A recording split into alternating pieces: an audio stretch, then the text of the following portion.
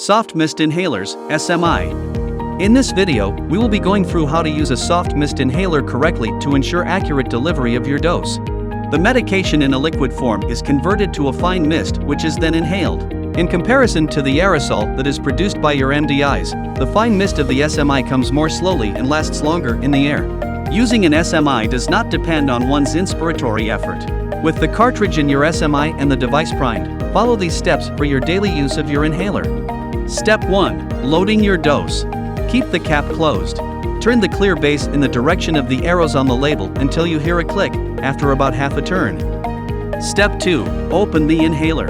Open the cap until it snaps open fully. Step 3. Deliver the medication dose. Breathe out slowly and fully. Close your lips around the mouthpiece without covering the air vents. Point your inhaler to the back of your throat. While taking a slow, deep breath through your mouth, press the dose release button. Breathe in slowly for as long as comfortable to take in the medication.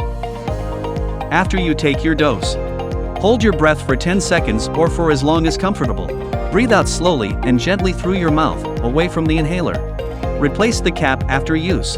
Turn the clear base again before you take another dose. Things to take note of. Do not breathe out into the inhaler.